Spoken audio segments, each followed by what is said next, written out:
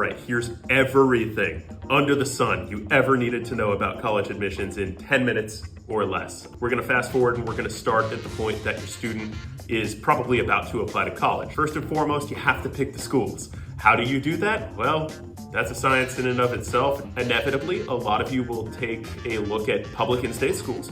They tend to offer the best bang for your buck, no doubt about it. When we consider going to out-of-state public schools, you will generally be punished at about like 3 to 3.5 times the tuition that in-state residents pay at that school. So naturally, because this is also a business decision, at least to some degree, you will want to look at your local in-state public schools. Of course, if you're from a larger state, it becomes that much easier to truly consider that. If you're from a tiny, tiny state, which has a school system of just a couple schools, probably not as much of a focal point in your application process. That being said, you evaluate that. You look at private schools in-state and out-of-state, and then you look at OOS, out-of-state public schools. So those are all the things that you can consider. If you're applying from certain states, you do have typically some kind of tuition sharing agreement with bordering or nearby states where they're essentially like, hey, you're from this state that we know well and we send a lot of kids to your schools, so we'll discount your out-of-state tuition to make it not as bad. So there's a lot of programs. I would look into it from that perspective. How many schools should we apply to? Well, it depends on who you are. All of this depends, but I'm going to grossly overgeneralize here. You should apply to 8 to 12 schools. That's typically a pretty solid range. You want to make sure that list is balanced though, because you will probably get into some schools you shouldn't, hopefully, or you're going to get rejected from some schools that we really thought you were going to get into, because at the end of the day, this is a gamble. So by doing 8 to 12, yes, maybe 13, maybe 14, you're at least kind of hedging that gamble, hedging that bet to make sure that some of those extraneous random things that can happen to you and do happen to you don't really mortally wound what you were looking to do, which schools you want to get into, that kind of thing, and affect your chances of matriculating from high school straight to a four-year university if that's what you're looking to do. So of that list, as far as balance, you want to pick, depending on how high caliber of a resume you have, 1 to 3 schools that you really don't think you're going to get into. Of course, we call those reach schools. And the former, as much as it's kind of denigrating their institution, we don't want to do that, those are your backup schools, those are your safety schools. And then you have in the beautiful middle there, your target schools. Target schools should be, in your mind, roughly a 50-50 chance of you getting in. And again, that's overly distilled, might be 30%, might be 70%, but let's just call those the middle right there. As far as your application portals, if you're applying to an in-state public institution, I'll use the University of California because it is the most popular public educational system in the US. They have their own portals. So you will go to a specific site, for example, universityofcalifornia.com/admissions, something of that nature. You will create a profile. And on that profile, you will start to fill out a whole ton of information about yourself. What you will find is much of the application process is actually quite simple. It's biographical data, it's which classes did you take, what grades did you receive, did you take any AP tests, what were your scores on those, did you take an SAT or ACT, does the school, the network that you're applying to care about that, are they test blind, are they somewhere in the middle, are they test recommended, which really means you should probably submit, especially if it's a decent to good score. All those factors will start to play in, and frankly, as a high schooler, you could throw the AirPods in and you could just fill out a lot of this more basic information whenever you have time. The stuff that takes a lot of work are the free response sections. So typically a school system will have anywhere from 1 to 5 short answer or moderate length essays that you do have to complete. These are your personal statements. These are the things you've heard of all this time. The thing about personal statements is you very rarely these days get a tell us about yourself, an open-ended one. For the most part, these will be the typical college questions or college admissions-y type questions you may kind of think of, like, tell us about an obstacle that you encountered during high school. What were the steps you took to overcome it? Tell us how you made your community a better place, and cite specific examples of your involvement. So your essay component, whether that's 1 or 3, or in the case of the University of California, 4 personal insight questions, that's what they call them. You get to choose from 8 topics, you pick 4. They're usually really short. A lot of the students that we've worked with, they find that surprising. So this is not your 5-paragraph, 4-page, 3-page essay. These are usually like 1 long paragraph. That is your short response to these schools, or your personal statement, so to speak. On top of that, you'll have some other free response sections, which might be about your activities. You'll say, list 6 to 8 activities that you partook in high school, and tell us a lot of the objective data about that. you always want to be objective. If you were, I don't know, in a leadership council of some kind, what position did you hold? How many hours a week? How much community service in terms of number of hours over the course of a year or over the course of your involvement did you dedicate to that? When you were a student athlete, you partook in water polo or soccer, were you a captain? Were you the JV captain when you were a sophomore? All those things that you can distinguish really matter. Don't just say I played soccer, but try to do something to highlight yourself from the rest of the crowd who might be in the same boat. All that being said, on the portal for the public schools, you will complete that if you choose to apply to in-state public schools. On the flip end of that, there's something called the Common App.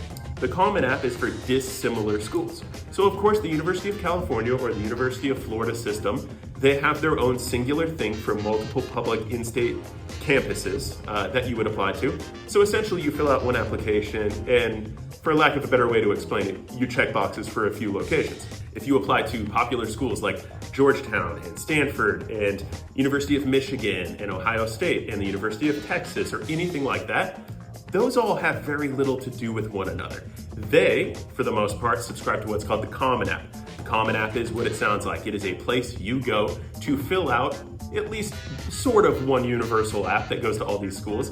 Of course, each campus will also have supplemental questions related to their school in particular that you'll have to answer. But what you don't have to do is go to universityofvirginia.edu, universityofTennessee.edu, universityofmichigan.edu. You don't have to do that anymore. So for the most part, you will probably have one in-state public school portal you apply, and then second from that, you will probably apply to some mix of schools on the Common App.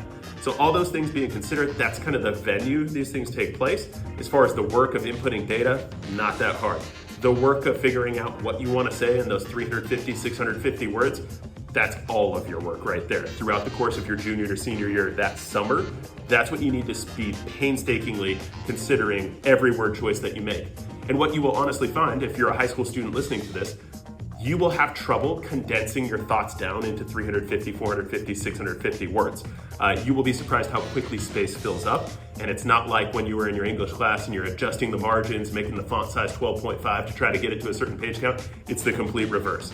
So you need to question every word you put in there. You need to question how are you going to answer those things that help you stand out from the crowd. All right, SATs, ACTs obviously factor in, AP tests, IB tests when possible, those will factor in. As far as timeline, almost every institution has a deadline for application that hovers somewhere between October and January. Let's just use that as the rough range.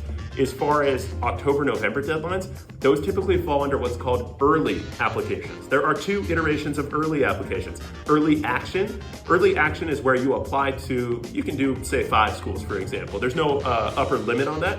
You apply earlier than normal. So let's say the normal deadline is December 15th, but if you apply by October 15th, you get a couple benefits. Most importantly, or most notably, you find out if you were admitted before the calendar turns. So typically before New Year's Eve, you will get a decision from that school. The decision is either going to be you've been accepted, you've been denied, or you've been waitlisted and pushed into the pile we would consider for the normal application deadline. So those are the options that you have. The other early application you could consider is called early decision. That is what's called restrictive. And at this point, because we're 9.5 minutes in, I want to make this 12. We're going to go a little further.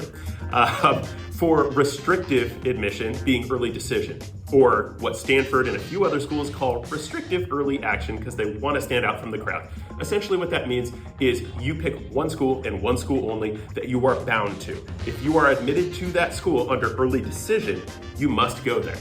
And that doesn't sound so bad, right? Because you would typically do that to your absolute dream school where you have a pretty low chance of getting in. And that's not to throw shade on any of you who are applying to certain schools. The reality is if you apply to MIT, Stanford, Harvard, everybody has a low chance of getting in, no matter how special you are, because they're all that special. So the point being, you would pick one school that you would be willing to commit to if you are accepted there, and also you do apply earlier in the cycle than normal, usually say October, maybe November. If they offer you admission, your responsibility is to withdraw your applications and all the other schools that you applied to under the regular decision parameters. Regular decision, for example, let's just go back to the University of California, typically around November 30th. Just consider it December 1st in your head.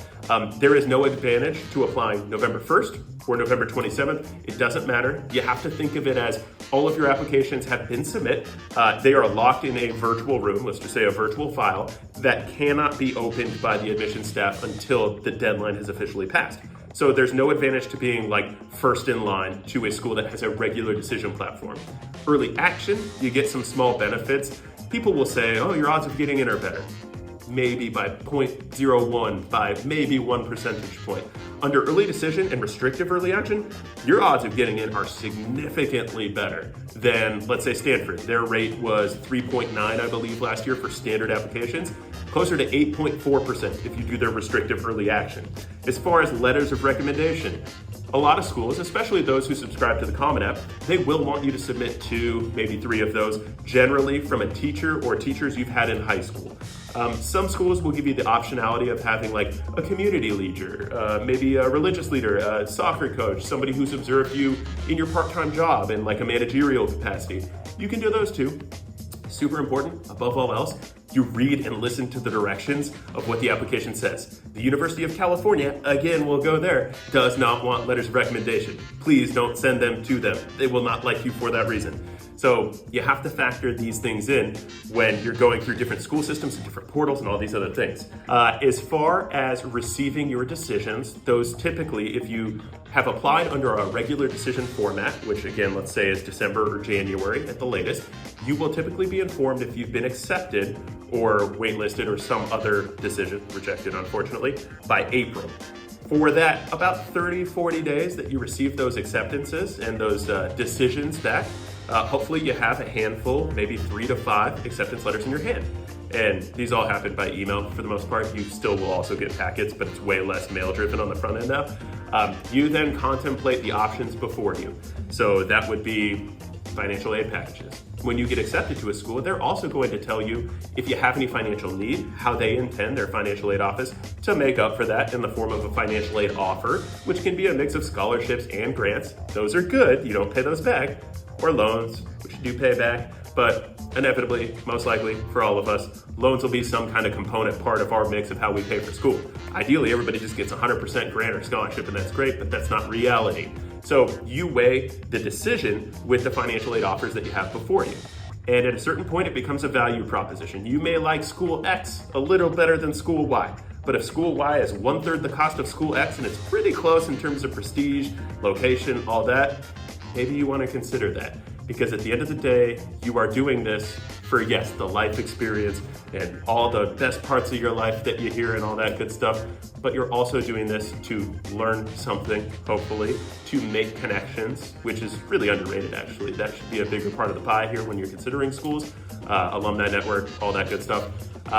And then you're going to take that and you're going to utilize that to be an employee, to develop a startup, to be your own boss, to whatever you're going to do. But that piece of paper does matter, at least in the capacity of opening certain doors. Do consider the financial aspects. Do hedge your bets as far as the mix of schools you're applying to. Don't just apply to the top 10 schools according to US News and World Report. You will be very sad if that happens.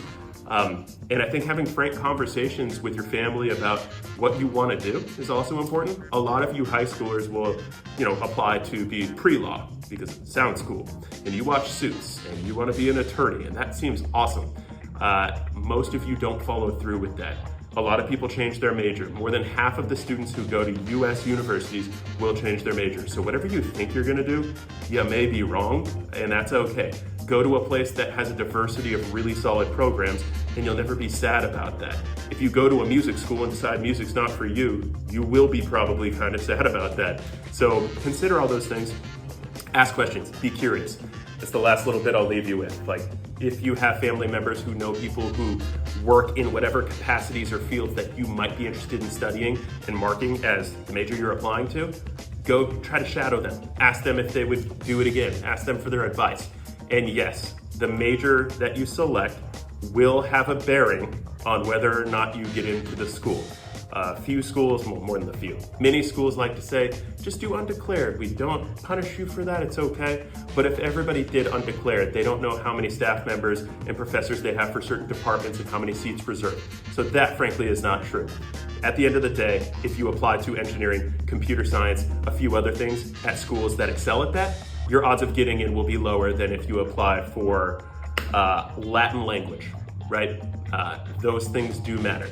And that's not to say take advantage of the system and pick the most ridiculous major possible and change it when you're there, because there are some restrictions on that, but you have to consider what you want out of this whole thing. So really it comes down to a you thing, it comes down to a gut check, it comes down to a family decision, a financial decision sometimes too, but I guess that's not 10 minutes, it's much more. Kind of distilled most of it though, hope that helps.